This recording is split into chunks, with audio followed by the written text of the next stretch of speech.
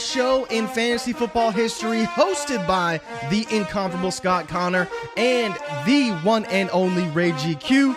I present to you Destination Chill, where football and fantasy collide. Good evening, good people. We are back for another Destination Chill, a special Sunday night episode that is going to continue here going forward, definitely through the off season. And it is a post-combine show. The first time we've had a day to digest some of the combine stuff. Ray is still catching his breath from yesterday. So I'm doing the introduction tonight from what would you go, 7-8 hours yesterday, Ray? Straight, talking all things combine? It was about 6. It was about a little over 6 hours. So not too bad. Yeah, not as long as it was budgeted for, but we've had a day to digest a lot of the combine stuff. We spent last night voice chatting each other, texting each other, reactions. We're doing some drafts right now. I've seen some picks that have changed even since yesterday, Underdog and FFPC. So we're here to talk all things combine, maybe some other stuff, maybe do some mock drafts. If anybody's interested in here and doing some mock drafts, we may fire up a couple of those during this show. But Ray, we're here. First Sunday night episode of the off season. This is going to continue twice a week. I see some comments already, people thinking, when do these guys go live? So it's going to be Wednesday nights. I think same time every Wednesday, right? Yep, 9 p.m. Eastern time, and then around this time on Sundays. So 7:30, 6:30 Central on Sundays. But welcome in, Ray. You caught up from yesterday? Ready to go? Appreciate it, man. Thank you. And yeah, I'm excited, dude. I mean, I went to bed last night, Scott, and all I could think about is what a rookie class we have. I am so excited for 2024. And I don't know about you, but I have not felt this level of enthusiasm or seeing the appetite for these rookie picks since like 2020. It's been a while. Even when I think back to last year, everybody kind of talked about the cutoff, 105, 106, don't really care about nothing after that. But man, I am pumped, dude. I'm very excited about this rookie class. I'm excited about 2024 in general, and I'm excited to do this show with you twice a week. This is what people want. People want to hear us talk. People want to hear us yap about these players and strategy and what's going on. So we're going to give it to them like that tonight. Combine was yesterday. Well, at least the positions that we care about for fantasy. I know offensive line, they did their positional stuff today, but I'm just excited to talk about it. So engage with us in the comments. Let us know what questions that you have. And Scott, I mean, I don't know where you want to start at, man, but where do you want to start tonight? What have you seen that has kind of piqued your interest over the last 24 hours? Well, let's talk a little big picture, because you mentioned you're not as excited, or you've never been more excited for rookie picks since 2020. I think we can probably look at, let's just talk the top 2 rounds of this rookie draft after yesterday.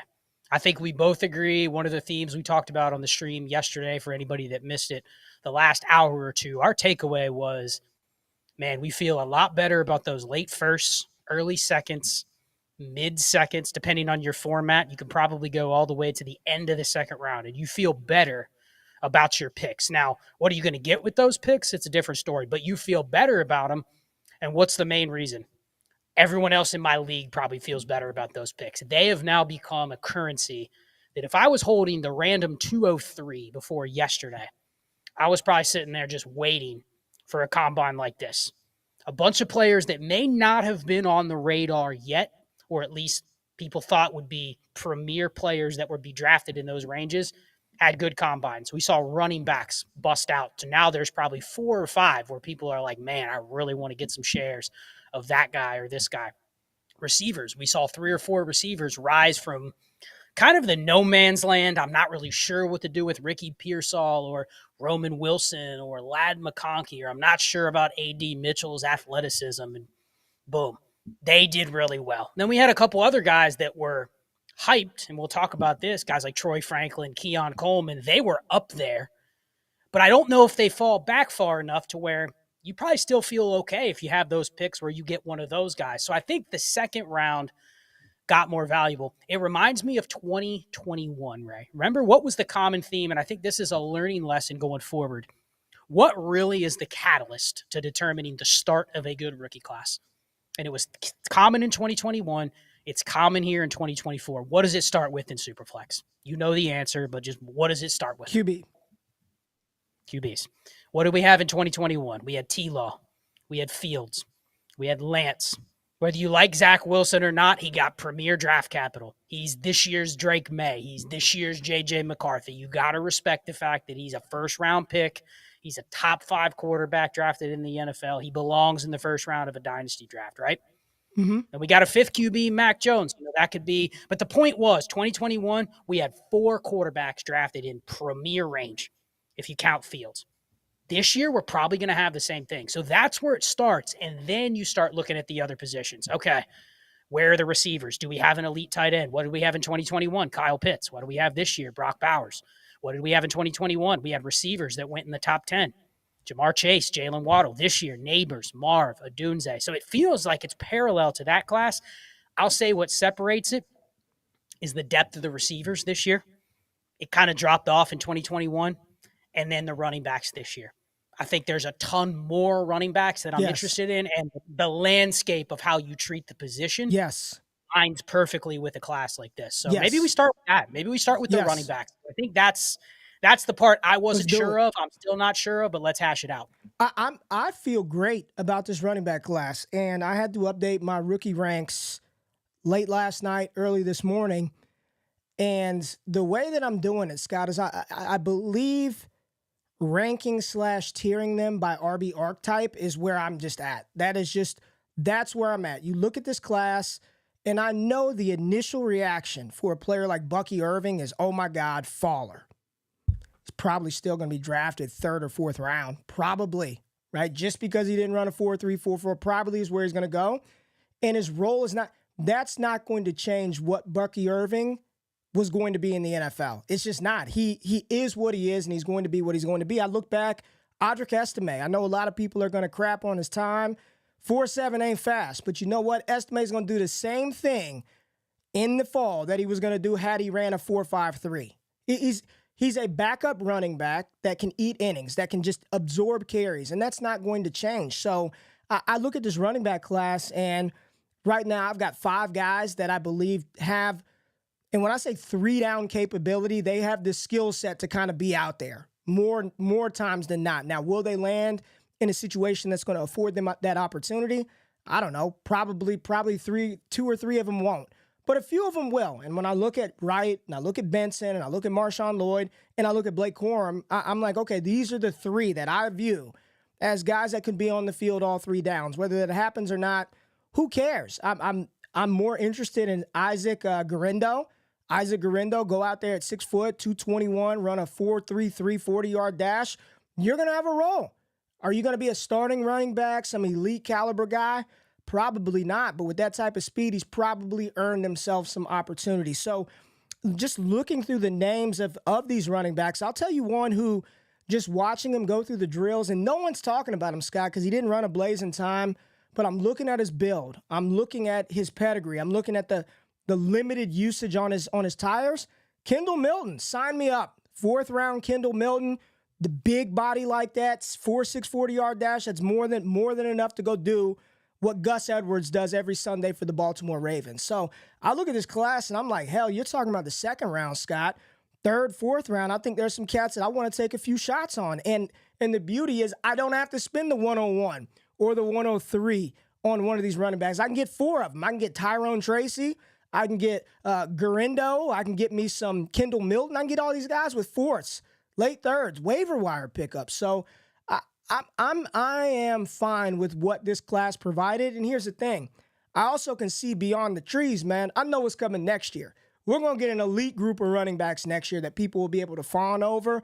I'm just looking for bodies. I thought they were fine, man. Nothing spectacular, but nothing changed from what we thought coming in. You're going to see a smattering of Marshawn Lloyd, RB1. It's still Jonathan Brooks. No, it's Jalen Wright. I like Blake Corum. Doesn't matter to me. I tier all those guys in the same bucket. Give me the cheapest one. We'll see where they land at, and we'll go from there. Yeah, and I think one of the things I'm starting to hear, I tried to consume some content today and a lot of NFL content, but I'm starting to also pay attention to what other dynasty creators and what other fantasy creators are starting to say about the reactions to the running back class. And I think we've said it all along. It hasn't been a mystery that this class probably doesn't have any that you're going to look in the dynasty rankings and in a year and go, that's the RB2 in dynasty. There's not a Bijan. There's not a Jahmyr Gibbs. There's probably not a Breece Hall, although my boy Theo Greminger, a player profiler, he put Breece Hall and Trey Benson side by side. He said, you know what? They don't look that different. Now, I'm not saying Breece Hall is Trey Benson or Trey Benson is Breece Hall, but you put them side by side and they at least belong in that conversation in terms of, okay, if we have, you mentioned the word innings eaters. I love that term because I think that's what this class is. The real question was how many were there going to be? How many are the ones that you liked or that the community liked, tested well enough, and or going to get the draft capital to where you say, I have to at least respect that a team just drafted that guy for a role.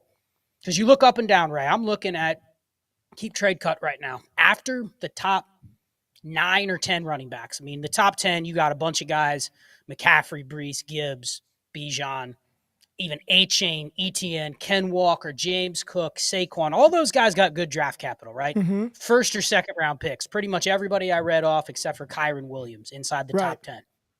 But after that, it is smattered with Rachaad White, Isaiah Pacheco, Tajay Spears, David Montgomery, Ramondre Stevenson. You know, a couple guys after that, Tony Pollard, Jalen Warren, Kendre Miller, full of guys that were third rounders, fourth rounders, even some fifth, sixth, seventh rounders mixed in there. So I'm looking at how many running backs would you say right now, forget about premier draft capital. What would you say guys that even have a shot to go in the first 2 rounds? Maybe Benson, maybe NFL Brooks, draft? NFL draft, Benson, Brooks, Blake Corum, does he have any shot to sneak in the second? Or is that, do you think maybe 2 is a good number? Over under like 1.5, 2. If he does, I think it's going to be that team that just loves Blake Corum. But skill set wise, what's the difference between him and no?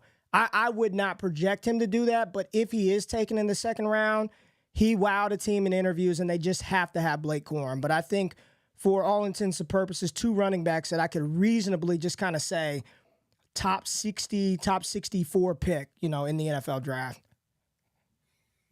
So then round 3 goes from pick 65 all the way to the end of round 4. You're talking about 134. So you're talking about a 70 pick span there, which I would consider almost all of those guys the same. Agreed. Once I see them go in that range, that's where the landing spot, and then who else is on their depth chart, that's where we're going to have to go back through and say, all right, Ray, we had Jonathan Brooks and Trey Benson go in the second. Maybe they stay a tier ahead of the others because they may have been drafted. And you never know because Zach Charbonnet was drafted in that range, and he went to a team that literally had another Zach Charbonnet on it already. So you still don't even know if you can count a late second round pick going to a team where you're like, that's going to be a clear-cut starter.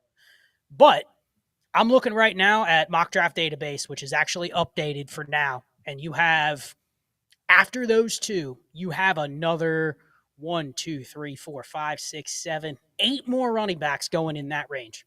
The sweet spot, the end of the second to the end of the 4th, which if you told me we get 8 running backs in there, there's going to be a couple of them where you're going to go, I don't really want to pay a second round pick. Right. But I think right there we can take the number 6 to 8 and just say that's going to be top 24 players right there, running backs. 6 to 8 of them are going to belong in the late first to late second of your rookie draft. And I wouldn't have had confidence to say that before. So that is the biggest riser from the combine, is just the fact that these second rounds now are going to be, man, especially if you're a running back needy team, if you're in a point per carry league, like you are feeling awesome about, these are the consolation prizes of this class. Yes. Ah, man, I got stuck with Braylon Allen at RB6. But I feel better about it now. Given the fact that we've seen the landscape shake out wherever they end up falling, that's the biggest thing for me that I can take away is there's going to be some innings eaters available, but the expectation should be that if I hit on a running back class in this, Ray, I'm getting another Isaiah Pacheco, getting another Rachaad White. I might be getting another Kendre or another Zach Charbonnet, but that's the range we're living in, and that is totally fine when that is just the appetizer to the class. I want to address, this is a cool comment. What's up, Michael? He said, interesting, the very different RB rankings of DD versus player profiler. I mean, I'll just tell you from our perspective, I don't know how else to say this. Like, we just kind of don't care. Where do they go? They're running backs. Like, I don't know. Pick the one. I don't want to be dismissive. Pick the one that you like. Pick the ones that you like. But we've done enough data that you guys, the best way that I can explain this is I guarantee you all 32 teams didn't view Darren Sproles and Michael Turner as the same type of running back. Even though they both are designated as RB, they don't even view them the same. They play two different roles for a team. You know, Gus Edwards is a different type of running back than Justice Hill. So to lump them all under one RB umbrella when the game is not played under one RB umbrella is silly to me. There's different archetypes of guys. I don't view Kendall Milton and Bucky Irving as the same. Although their designation is the same, the roles in which they will occupy in the NFL are different. And the way that we do things, we tier those by those archetypes. Pick the one that you like. Landing spot, capital, a rank right now means absolute nothing. Who effing cares what the numerical number next to the name is today, outside of somebody just saying, I've got this guy at 1 or 4 or 6 or R? It doesn't matter, because here's what's going to happen. You can have Jonathan Brooks RB1, and if the Jets were to draft him and Blake Corum goes to the Chargers, if Trey Benson lands in Dallas, you're not going to give a shit who Ray had at 1. I want Benson. I want this guy. So then you need to understand what you're getting yourself into when you draft Braylon Allen. Understand, I don't care who tells it from what rankings, you ain't getting no guy that they're splitting out wide and throwing the ball to. You are getting a first and second down grinder that you pray gets some goal line opportunity. That's what you're drafting at the position. So the rank, the numerical number next to the name, honestly, I've gone so far away from doing that it's a difficult exercise to even do. I just don't care. What are the tiers? What are the archetype? What running back am I drafting for that specific scheme? And then I go from there. Well, I think an important thing, because I listen to some of the player profiler content, and you hear this, and it's no shot on them, it's no shot on other content creators, but you hear the same narrative constantly. Man, I really like Trey Benson as RB1 because he could land somewhere, and they're going to give him that 3-down workload. You know, they're going to give him the bell cow workload. Like, and you and I are probably never looking at the running backs in this class. And we're probably not looking through most running backs, even in Dynasty, ever through that lens, right? We're not sitting there going, man, I would just love for this guy to go somewhere and they give him 390 touches. That's so rare that happens. Even the Kyron Williams workload from last year is such an outlier. You and I are never probably going to rank players and go, man, if Blake Corum just goes to this spot and they don't have another running back on the team, right, they're going to give him every touch. He's going to get every target. He's going to get every carry. He's going to get every touchdown. I think we're looking at it more of like there's going to be maybe one or two guys potentially that could fall into that situation, but I'm not going to tell you who it is now. I may not even be able to tell you who it is when they go wherever they go. We don't know how somebody's going to use Blake Corum. He could be used like Kyron Williams. He could be used like Jaylen Warren. So we kind of have to hedge your bets and say, I'm not really betting on any of that. And that's the analysis you hear a lot of. Well, okay, Braylon Allen has this profile, Ray. He's big. He's carried a lot of workload in the past. What if he just goes somewhere where they play him 85% of the snaps and they don't have a good pass catcher? He might get 50 catches, right? That's like the A.J. Dillon fallacy. If he just goes somewhere and there isn't anybody else, he's going to get such a big workload that he'll be a 3-down back. So I need to rank him higher because, well, that could happen. Meanwhile, you got guys out here like Kyron that are 198 pounds, and what did he get? A 3-down workload, and who would have known? So I don't think we ever project that, which is generally how people are looking at these players. Like, if everything breaks right, they're going to get all the touches. And you and I are just kind of like, if everything breaks right, they get capital, they're in a decent committee with an efficient offense with X, Y, or Z, and they'll be a productive running back, an innings eater, but never my cleanup hitter. If your running back is your cleanup hitter and you're trying to find it in the rookie draft in this class, I think you're aiming for something that's probably not going to come true. We know who those guys are, and there's probably not one in this class. No, Michael, you're good, man. He said, I just wanted to know the difference. He said it wasn't a shot or anything. He was just like, but we're just letting you know that, you know, it's not how I think so many times, and it's just psychological. Oh, my God, how do you have Ladd McConkey at wide receiver 3? Or how on earth could you have Troy Franklin at 10? It's like, y'all, like, ultimately, That's just an evaluation on your personal opinion of the player. But the skills, the landing spot, the situation, and the capital, every single year is going to trump. You know, somebody in here said, what if there's a running back drafted in round 2 of the NFL draft? I guarantee they'll go in the first round of rookie drafts. I don't know if I'd guarantee that, but I get what the sentiment is. Whomever that might be, people will be more inclined to draft that player first. So the actual ranking for me doesn't matter as much as the situation. And I mean, when I say we're diving deep into this, understanding what teams run certain systems, right? Understanding that if you are drafting a wide receiver that plays for the Rams, you're probably in good shape because of the personnel that they run 95% of the time.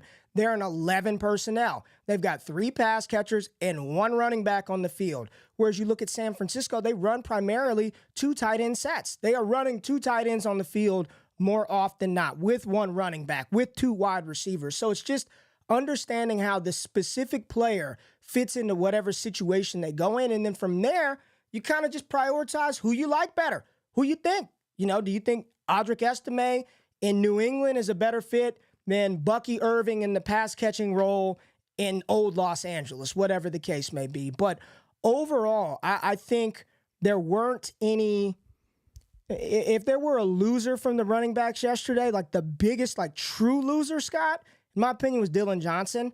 To be the size that he was, to have the production, to have the receiving profile that he did. A lot of people like Dillon Johnson, but no one really kind of knew his athleticism, what kind of speed he would possess, and then he goes out there and face plants. I think for me, the biggest faller was not Bucky Irving, despite the fact that, you know, he ran a 4.5. It was definitely Dillon Johnson for me was the one that is just quite disappointed to see that because he's a good player on tape, but I don't think he helped himself at all at the combine. Yeah, and I think one more thing I want to hash through before we get into receivers, because I see a bunch of people wanting to know about value-based drafting and receivers. We're probably maybe a little different than a lot in the community is how many times, Ray, when you're clicking draft on a running back, are you sitting there and saying that is the best asset that I could get with this pick?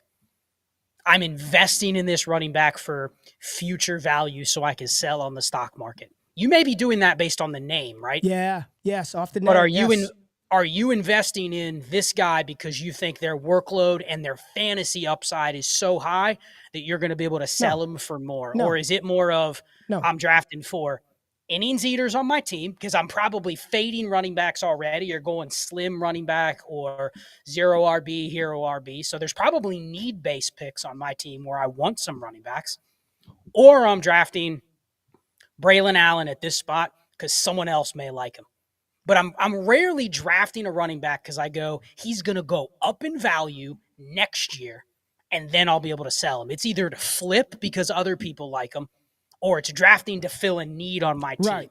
Yes. Whereas I think a lot of other dynasty managers will draft and use the narrative, man, I'm going to draft this guy that lands in Green Bay because when Aaron Jones leaves in 25, his value goes through the roof. And the reality is it's like, if he needs Aaron Jones to leave for his value to go through the roof, the team is probably looking at, we need to get another Aaron Jones in there.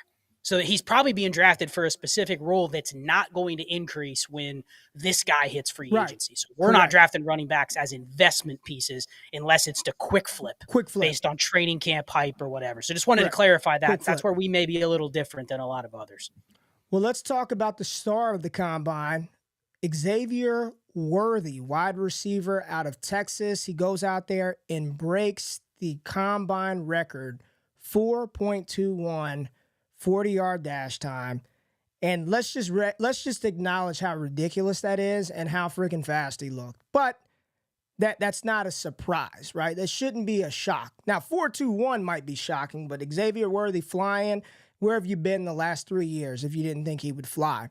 I got a question in the chat that said, let me pull it up real quick. I favorited it. X Worthy, wide receiver 3 or 4 now from Jay Jackson with the cowboy hat on. What's up, Jay? How you doing this evening? For me, the answer is absolutely not. Absolutely N-O, not, knee, nay, no thanks, no. How often do we have to preach about double and triple counting stuff? You knew Xavier Worthy was fast coming into the combine. Everybody knew it. You should have known it. So he goes out there, he checks that box, he displays that elite speed, but hell no, I'm not moving him up to wide receiver 3 or 4 after that. You checked the box, you did what you were supposed to do, like you literally did what you were supposed to do. You were supposed to go out there and run fast and be the guy that beat everybody else. Now, no one saw 4.21. Why would I move him today? Like, absolutely, no. No, what he did was solidify, like, you are, and even now, before we did the stream, Scott, I just was looking around, look at Bucky Brooks and Jeremiah. He wasn't a lock as a first-round pick pre-combine. I know we left the combine saying there's no doubt he's a top 15 pick. I'm seeing more people say, oh, yeah, one of the two will be a first-rounder. I don't know about both. I still don't know if Worthy or Adonai both end up in the first round. So, no, I mean, the performances from those guys, what the receiver class did, in my opinion, is just about all of them, Scott, they checked the box. I don't know. Even we could talk a little Keon Coleman, who I talked to Jordan Vanek, who used to work for the 33rd team last night, and a couple of other people. I don't know who was a loser, really. You know, you look at Keon, and the whole combine was interesting. The whole thing was interesting because you look across different positions, and you had from defensive ends to linebackers to offensive linemen to running backs to receivers, some jump crazy high in the broad jump or the vertical jump, which is an indicator of explosiveness, but they don't run fast, or they run fast and didn't jump high, or the GPS says they were the fastest guy out there. But the 40-yard dash, I cannot stress this enough. If your technique ain't right, you will not run fast. It's funny watching the O-linemen do it. They get down, and as soon as their hand goes up, they stand straight up, and they start running.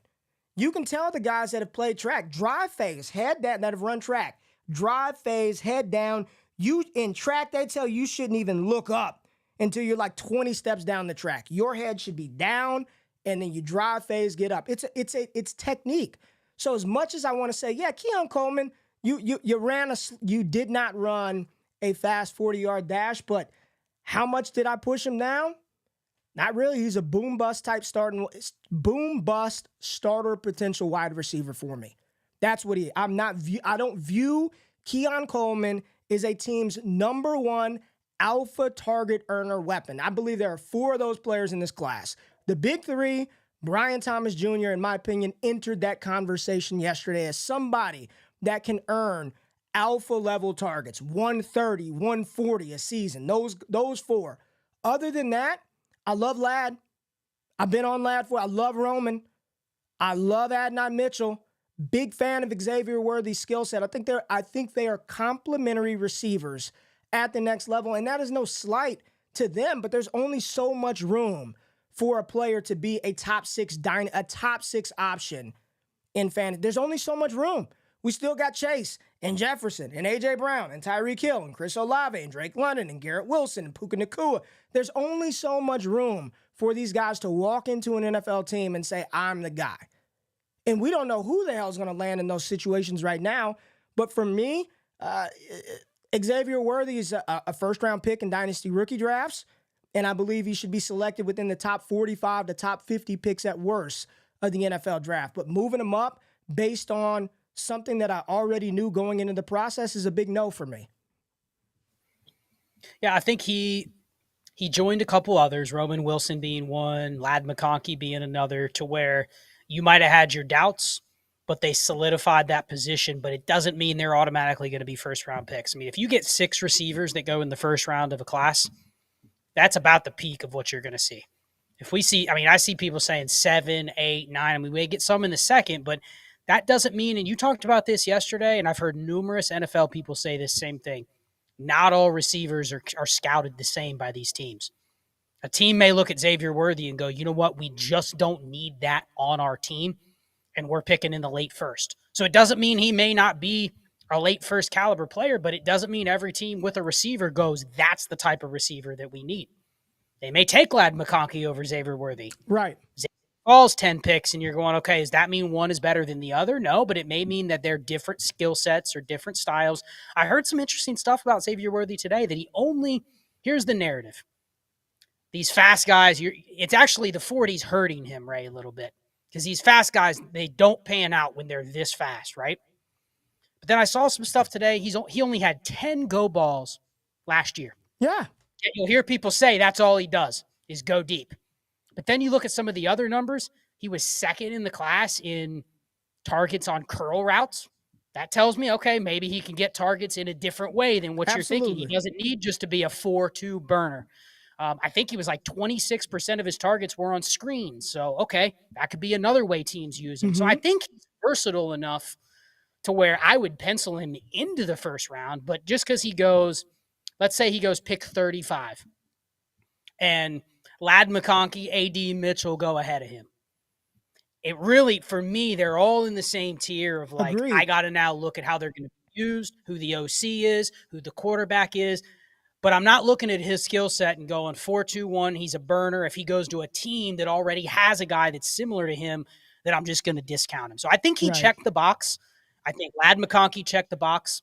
Absolutely. Ryan Thomas checked the box. Absolutely. Those are your 6 to me. And you probably have to throw A.D. Mitchell in there too. Absolutely. That's 7. That's 7. That's 7 receivers. And we haven't even mentioned Roman Wilson. We haven't mentioned Troy Franklin, who fell. Keon Coleman, who fell. Like 10 guys aren't going in the first round. No. So you're going to have to figure out, go back to the drawing board.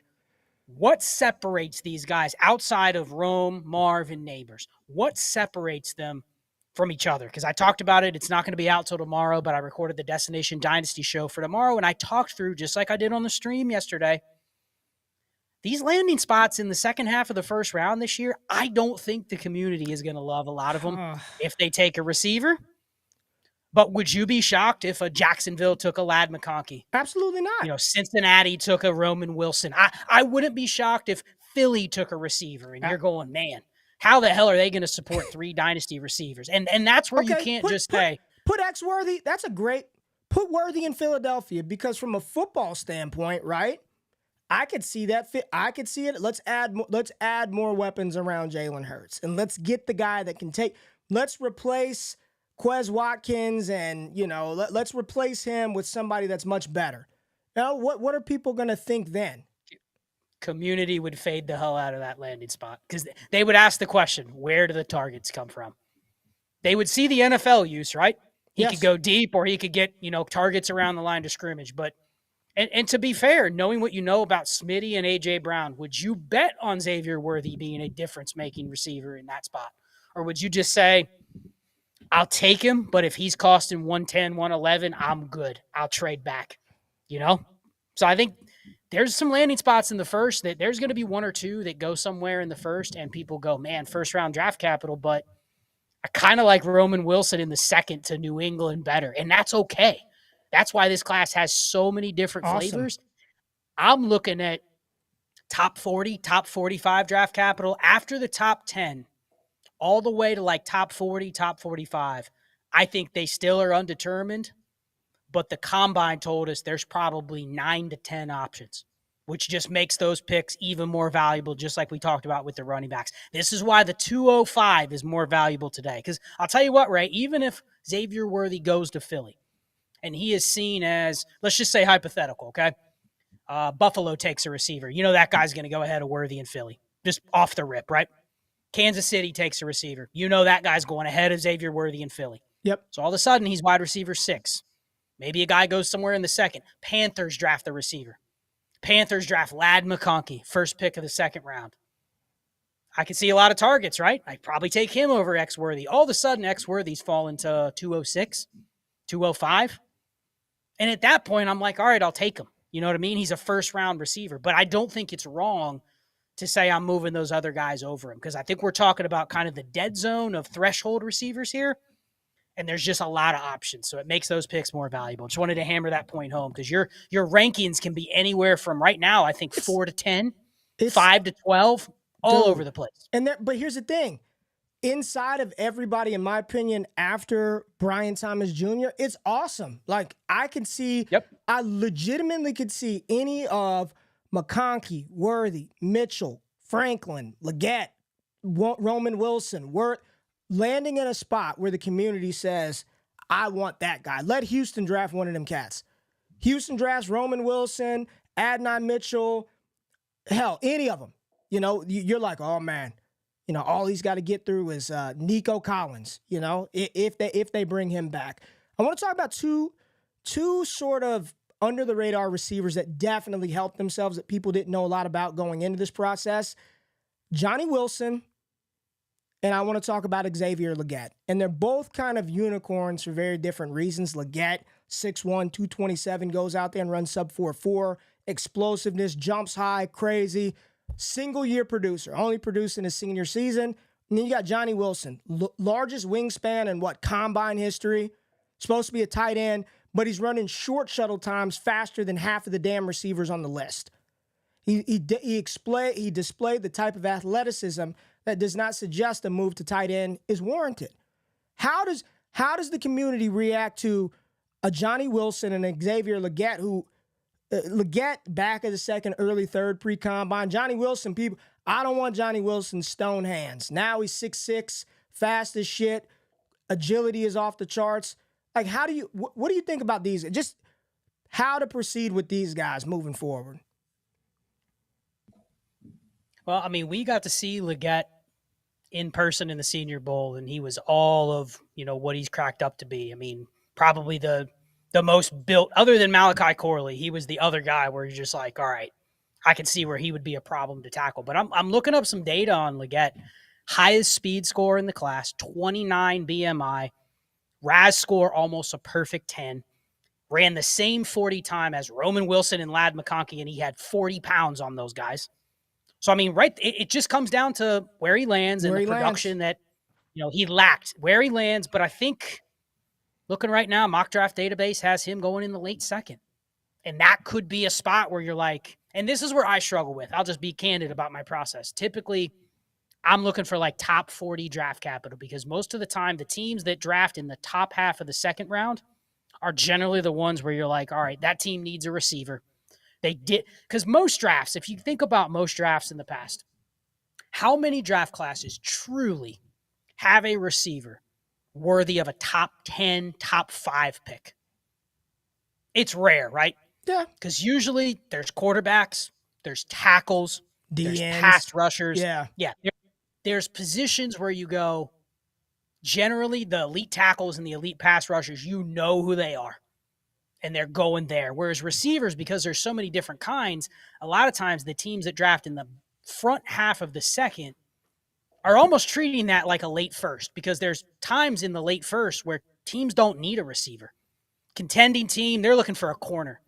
You know, they're looking for a guard or something like that. So they will pass up on a receiver that could have gone in the first. And that's what I think could happen this year. So I'm looking at these second round picks, like a team drafting a guy in the early second is almost like they're drafting him to be a starting receiver a lot of times. Where I get a little wary is a team that lets a receiver fall to the late second, early third. That's more of like, all right, are they drafting a specialty receiver? Are they drafting a special teamer, a guy that might do some kick returning? Right. So for me, if Legette has a team that goes, remember where Laviska Shenault got drafted, Ray? Pick 42. Okay. 42. Now, that would be higher end of the second round, right? Top 10 pick in the second round. If he gets capital that's like there versus he falls and goes in the early third, that's when I'm going to be a little skeptical. But now that I'm seeing like people mocking him in the mid-second, I think we almost have to put him right on the peripheral of he could jump into that top 9 or 10. Easy. Scott, Easy. I mean, Devontae Walker, Troy Franklin still, Xavier Legette, Keon, the disdain for Pearsall, it hasn't seemed from the NFL side as massive as the fantasy side wants to make Keon Coleman's fall. I'm seeing more people on TV kind of say, we don't care about the straight line speed, the GPS data, all this other stuff on this player. We're still going to take Keon Coleman high. I do want to touch on one more receiver before we leave, and it's a big dog.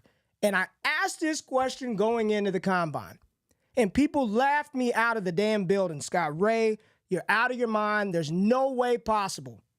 Here's one of the tweets that I've seen just regarding Rome Odunze. I've never been so sure that a player hits in my life than Rome Odunze. You see him staying around after the combine, by him, the last player on the field, all the scouts watching. He's the last guy on the field trying to break the 3-cone record. Literally, the last guy out there. And multiple people saying not only did he check every box, they've never felt more sure that a wide receiver is going to hit than they do with Rome Odunze. My question going into the combine was one simple one.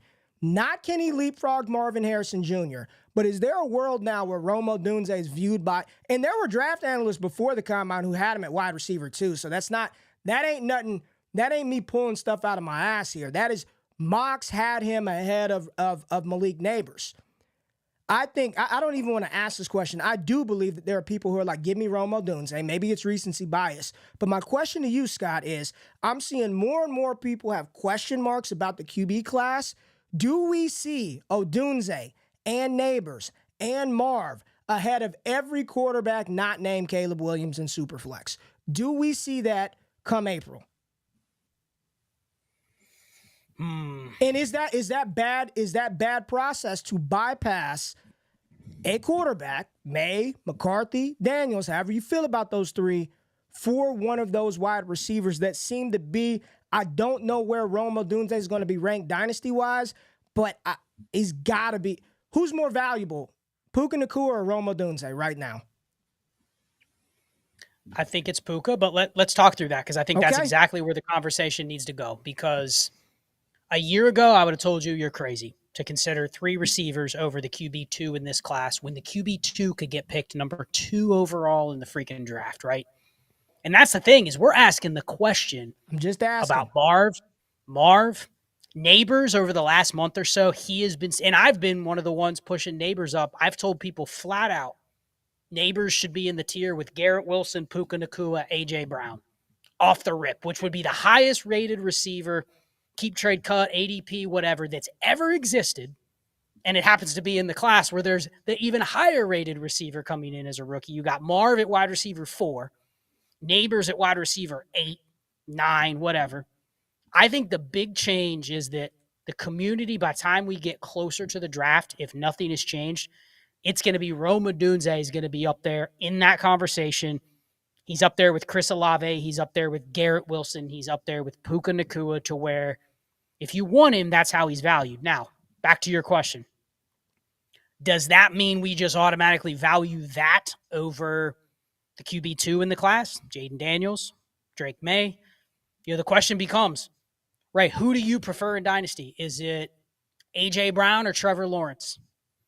Is it Garrett Wilson or Kyler Murray? Garrett Wilson or Dak Prescott? Like, I think that conversation a year ago would have been, give me the QB. Easy. There's enough receivers to go around. But I think because the last year we've seen people winning with Brock Purdy, Jared Goff. I don't need the non-elite insulated QBs. I can go with the mid-tier QBs that are going to be cheaper, but I have the opportunity. If I hit on, let's just say Rome Odunze hits, quote-unquote hits, like Garrett Wilson. You know what he's going to do. He's going to gain value from now until the second year. He's going to maintain his trade liquidity from now until the second year. It's not guaranteed at QB. You're Jaden Daniels and you come in with expectations that you could be the QB1 of the class, that you immediately could be. I mean, hell, people are drafting Jaden Daniels in redraft like, yeah, he's a cheat code. What if he isn't a cheat code right away? What if he struggles? What if he has an Anthony Richardson start to his career? Whether it's injuries or just bad play or whatnot, it almost feels like the way people are dynastying now, the insulation of the receiver value might even be higher than the QB value. I mean, I don't want to bring up Bryce Young, but that's worst case scenario. You're not getting one of the top 8 receivers in this class right now for Bryce Young.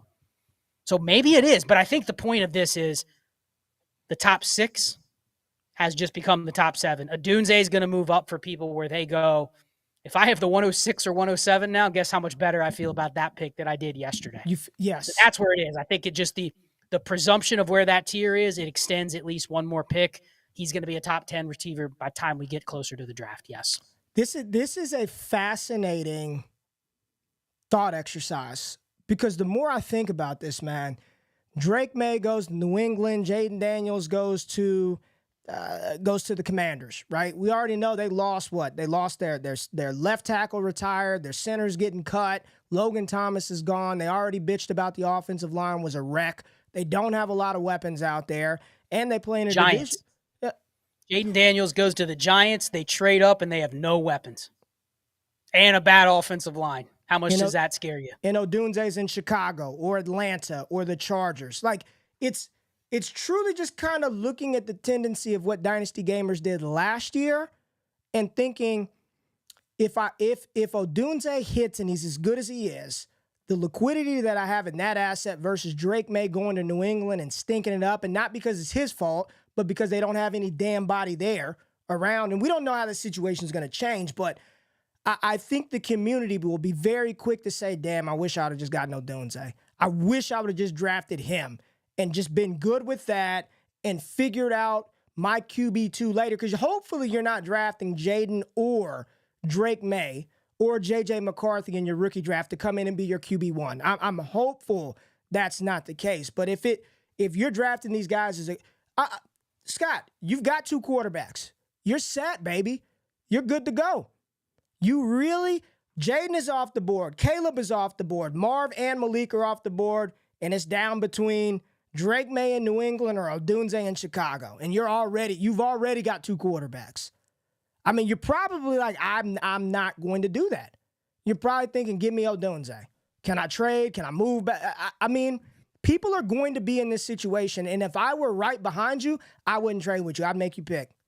I'm not bailing your ass out. I'm making you pick. I was just going to say that. I'm sitting here looking at the spots where I might get stuck with this, and it's the 105. 105 is probably the spot because let's just say whoever the QB2 is goes. And I think right now, if you drafted in our community, you would go Marvin Nabers would be gone by 105. Yes. Now I'm at 105, and I'm sitting here with a QB room of I got Joe Burrow and Brock Purdy. I can win with that. Yes. I could also use a third QB that's in the mold of Joe Burrow, Brock Purdy, which I think Drake Maye could be in that range if he hits, right? But now I'm sitting here looking at my roster going, man, a year ago I would have just gone, you know what? I'm going to make that guy at 107 that doesn't have any QBs pay because I'm going to take Drake Maye, right? And then he's going to get Rome Odunze or he's going to get Brock Bowers, pretend the tight ends matter in this format. Yes. But I'm going to stranglehold the league at QB. But then I look up, and a lot of times what I see is this. The teams without QBs, they do what you're saying, Ray. They're not going to risk that Drake Maye becomes the next Bryce Young or becomes a guy where people go, you know what? Because here's, I think, and this is what I want to ask you, the psychology behind these QBs. Drake Maye and J.J. McCarthy, we know they're going to get the capital. But do they have the name cachet or the clout to survive a Bryce Young type situation? Because a lot of times we're good at seeing a bad situation for a receiver. Drake London as a rookie year, right? Bad situation. But we're able to parse out things like Trinity and target share and those things and go, you know what? Drake London's really good. He just needs a change in situation. Whereas if the QB is seen as bad, he doesn't survive to the next year where you can turn around and get a premier receiver for him. So I think in that case, that is where the test has really come in. Like, sure, can I go to the 106 and 107 say, hey, what are you willing to move up to take that QB from me? But if they're smart and they don't have any QBs, I've seen teams, they're just willing to go, you know what, I'll just draft the receiver. Today's dynasty market, the liquidity of the receiver, if I'm willing to trade a good receiver, I can go find a Trevor Lawrence. Absolutely. I can go find a Brock Purdy. I can always get one of those deals done. If I whiff on this QB, I'm setting myself back, but I also don't have anything to bail myself out with. And what are people able to do if they're tanking? A lot of times they'll go, you know what? Draft the receiver. I'll get my QB next year because I plan on being in the 101 or 102 spot instead of the 105 or 106. So that's where it's changed for me. And if you're smart, like you said, you don't trade up. Where are you at on the likability? Do you think Drake and McCarthy, it's fair to say that they don't have the clout to survive a Bryce Young type year? I think Jaden Daniels is in the same category as those three. Okay. Jaden Daniels goes out there and stinks it up early. I knew it. 1 year wonder. Or gets hurt, just like everybody says he's too small. little. I think the only one that I think truly has like ironclad likability is Caleb Williams, to where he will survive. He'll get a couple of years of grace, but let Jaden Daniels go out there and get banged up early or throw some interceptions or not run for as many yards as they think, because as dynamic of a rusher as he is, I still prefer Anthony Richardson running the ball in the NFL a little more than I would Jaden Daniels. Like there's no data behind that. I'm just looking at A-Rich, and I get he got hurt, but I don't want Jaden Daniels doing the shit that he was doing at LSU and at the next level. I don't want to see that, man. Learn to get down. You can't survive taking those type of hits. I don't think any of those three between, I know McCarthy is the hype, but I don't think either of the three. People are already ready to bury McCarthy, so let him. I saw folks yesterday airmailing the out route. I knew it was coming on air. J.J. McCarthy, he can't hit that. He cannot throw that out route. They're already ready to bury him. Drake Maye has just been around so long, people are just tired. So now they just got to find something about Drake Maye. He's not Justin Herbert, so he's not that good. That was the comp for 2 years, and it's like people are saying he's not Justin Herbert. Well, no shit. Justin Herbert's a top 6 QB in the NFL. So it's not a fair comparison to say that. So I think all three, I don't know if any of those three would be able to survive an A-Rich type season. Let's just say it's an A-Rich season where they were kind of good and then just got hurt. Whatever happened, right? They got hurt or flamed out. Not like Odunze, not like Nabers, not like Marvin. Man, I'm starting to, and we stopped there, but I even think a player like Brian Thomas, Ladd McConkey, people are going to love these receivers, man. They're going to love them. Hell or high water, Scott. And we're talking about those 4 quarterbacks, but I want to go back to somebody that we thought was going to be a locked and loaded top 10 NFL draft pick right before the college football playoff started. And all I am seeing today was how Michael Penix crushed the combine. Not only was he by far the best thrower of the I see you rolling your eyes. Not only was he by far the best thrower of the football, killed the interviews. He's probably going to go in a range where you're going to have to pay attention. And right now, I'm seeing Penix fall to the back second round in Superflex, 211. 208, 207, 301. Ain't no way in hell. Ain't not a chance. He's going to be drafted in a range, whether you like him or not, to where you're going to have to factor him into this situation. So what do you do with a player like Penix, man? Let's just indulge me, Scott, for a minute, for a couple of minutes. Get to the back of the first round, somebody trades up, back of the first round. They know they're picking too late in the second. Ain't got nothing to do with no 5th year, but we're not going to get him at 61. We're not going to get him at 57. We've got to move up, and he's that talented enough. We're going to move up and take Penix at the back of the first round. I mean, what do you do then if he's the top 5 pick in the second round? How are you going to take an Adnan Mitchell, a Ricky Pearsall, a Roman Wilson, one of those guys over the quarterback in Super? I'm just asking.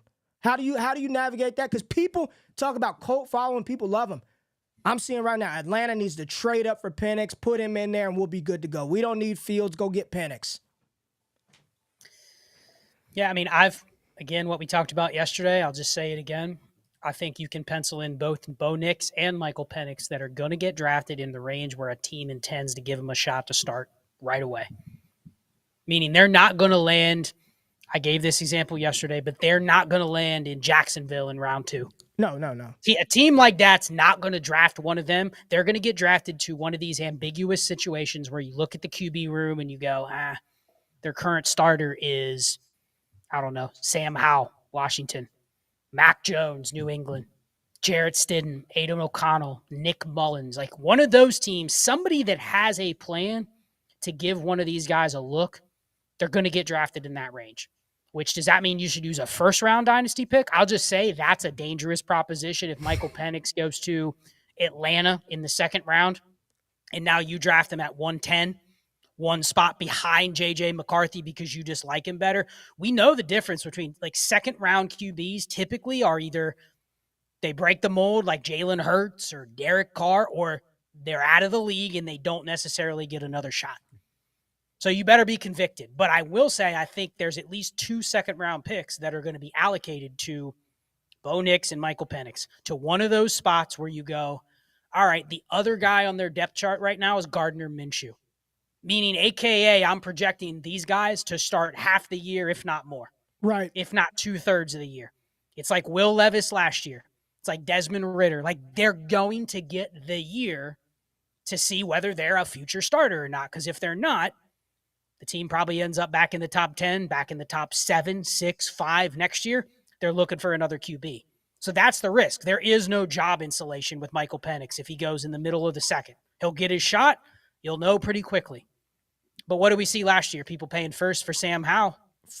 Will Levis came out 4 touchdowns in his first start. He went from worth, I don't know, versus you could have got a first. Now, did you get a first?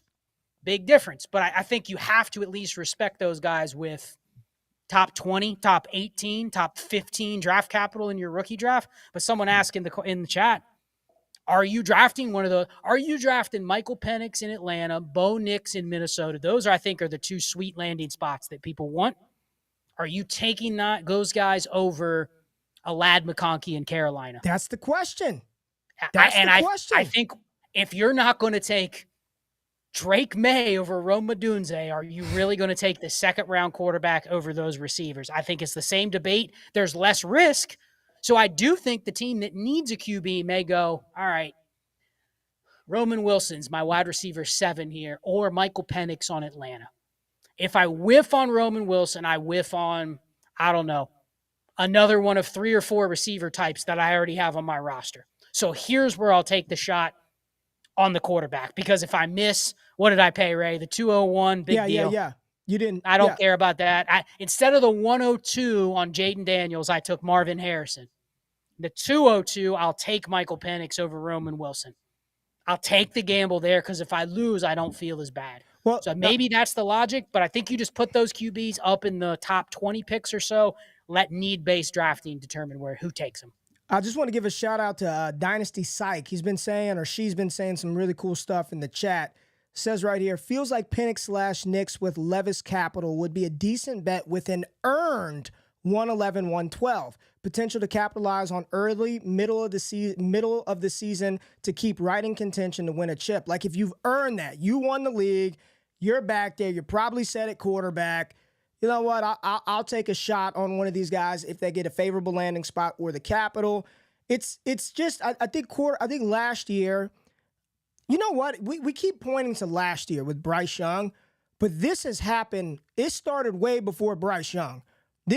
I think the root of this was 21. I mean, that class right now, especially with the quarterbacks going 1 through, you had 5 quarterbacks within the top 15, and the only one that has any sort of standing today is Trevor Lawrence, and he's hanging on by a damn thread.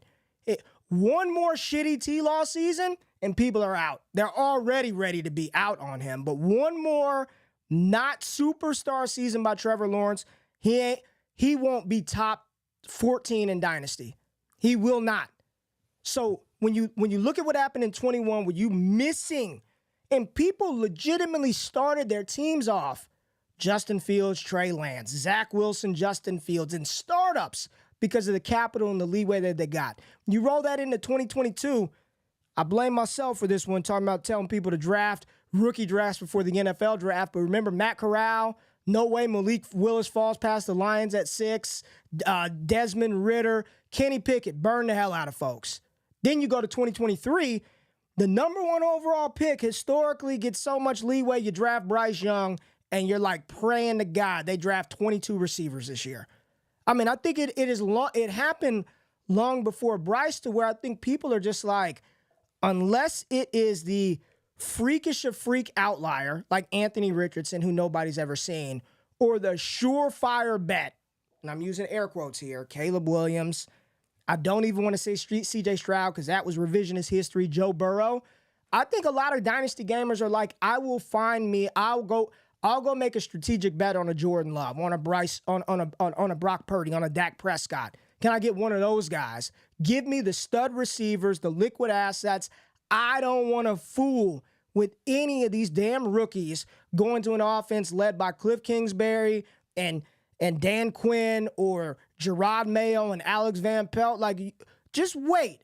Just wait until Odunze hits one of those spots or Nabers falls in Chicago and see how Dynasty gamers react to these rookies. This is a fascinating class, man, from top to bottom. Quarterbacks, running backs, receivers, not really so much the tight end position. It's really Bowers, like that's the guy. But the skill position, and it's so deep. And I heard you talking about normally top 40 receivers. Scott, Brendan Rice, I got him down here. He's probably going to start off the year as like a backup receiver. I'm not projecting Brendan Rice to walk on to day one on an NFL team and be the starter, but probably a backup receiver, but he's got some upside. There are so many cats in this class that I don't think it's an indictment if some of them go middle, late second round. Early third round pick, Devontae Walker goes to the Dallas Cowboys, right? Early third. He ends up in Dallas, and you can say, oh, shit, they let Brandon Cooks go, CeeDee Lamb. Tez Walker's going to get some opportunity. Malik Washington lands in Cincinnati in the third round. Man, they let Tyler Boyd go. T. Higgins probably not back. It's deep, dude. It's deep. Yeah, this class with the receivers, like you just mentioned, the math doesn't check out that all of them can go in the top 40. They can't. Top 50. There's going to be 10 guys you like that go between middle round 2 and beginning of round 4, and you go, man, historically, pick 81 is not a great bet, but it's Tez Walker. You know, I kind of like him a little bit. Like, I have to at least have him on my board. And I want to say one more thing about the QBs. I'm looking back. I started really playing Dynasty from like a portfolio perspective in 2017. But it's actually pretty rare for a team to go, we need to take our QB that we think is our future guy in the early second. Doesn't happen that much. I mean, and I'll mention the names that have gone there in the past, and this is why it's a little bit risky to draft a Bo Nix or a Michael Penix. Deshaun Kaiser, remember him? Went to the Browns. They hadn't had a good QB forever. Was a second-round pick, raw, but had an arm and could move. Flame out. Next year. Drew Lock, same thing. Drew Lock, I remember we were taking Drew Lock and Daniel Jones back-to-back in rookie drafts. Daniel Jones hasn't been good in the NFL, but what does he have, right? Staying power, because he was drafted in the top 10. Drew Lock, second-round pick. Dude, he got about a season and a quarter worth of starts and immediately relegated to being a backup. Jalen Hurts, now that was a success story from the second round. But then after that, Kyle Trask, very end of the second, never got a shot. After that, we got one more quarterback that went in the second, which was Will Levis, and a team moved to get Will Levis at the very top. But it's rare. You got to go back to Jimmy G and Derek Carr, I think 2014, to where like teams targeted a quarterback in the second to maybe be their future. And New England didn't draft Jimmy G to be their future starter necessarily. Wasn't Bridgewater a second? Wasn't Bridgewater a second round pick? The last pick of the first. Nah, Teddy went in the second, man. 32nd pick. First rounder. Yep. Him and Lamar both went in the last pick because I know my Louisville guys. They went last pick of the first. Okay. But my point is, it's rare for an NFL team to view a top 40 pick, top 45 pick as that's our quarterback in the future. And think about that logically. Why is that? Because those are also teams picking in the top, 6? Yep. 8? Yep. And that's where they're going, I need to move up to get my QB of the future. I'm not going to wait for him to fall to the second so he's sitting there at pick 39 so I can find my stud QB of the future. Right, I think this is going to be a class that challenges both the wide receiver numbers historically and the QB numbers, because I don't see a way that Penix and Nix don't go in the second, right? I think they just do. Now, where they go, we'll see, but it just typically is not something that a team does, is wait to the second to get their future QB. They may give them a shot, but we'll see. But those two trends, I think, are going to get bucked this year with receivers and quarterbacks. So good discussion. I love talking through this stuff. What I want everybody to do, we got 400 people in here on a Sunday night. Man, we are so gracious and humble. Thank you. Hit the thumbs up button. We will be here twice a week, Wednesdays and Sundays. Wednesday nights, Sunday evenings, just like this, just having these kind of conversations, just talking through what's happening, talking through what we're seeing, and talking through what we're going to hear throughout the week, because this this will shape the content that you consume. We talked about this on the draft stream yesterday.